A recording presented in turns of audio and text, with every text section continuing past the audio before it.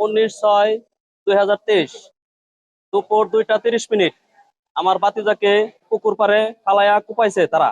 19 তারিখ রাত্রে আস্তে আস্তে আনুমানিক 10-12টা বেজে যায়।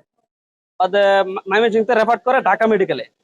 তখন আমাকে ত্রিশাল নামায় রাখে ত্রিশাল থানার ওসি, বলতেছে আসামি গ্রেপ্তার করা হয়েছে, আপনি একটা মামলা করে যান। বাদে আমি 20 তারিখ মামলা করি। 20 তারিখ মামলা করলে তারপরে এই আজকে মামলা চালিয়ে যাওয়া অবস্থায় আজকে রায় হলো। আজকে রায়টা আমার দাবি ছিল যাতে কমপক্ষে 2 জনের ফাঁসি, তবে আলহামদুলিল্লাহ মোটামুটি খুশি হয়েছি। স্যান্ডেলিনা সো, রূপচর্চায় আভিজাত্য। তৎপ্রেক্ষিতে এই মার্ডার মামলাটা সৃষ্টি হয় এবং বিজ্ঞ আদালতে এটা খুব দ্রুত সময়ে চার্জশিট হয়। 23 সালের ঘটনা। এখন আপনারা জানেন যে 2026 সালের শুরু, মানে খুব সংক্ষিপ্ত সময়ের ভিতরে বিজ্ঞ আদালত এটার সাক্ষী গ্রহণ শেষ করে 15 জন সাক্ষীর সাক্ষ্য নিয়েছেন। আজকে রায় দিয়েছেন। 5 জন আসামিকে যাবজ্জীবন কারাদণ্ডে দণ্ডিত করেছেন।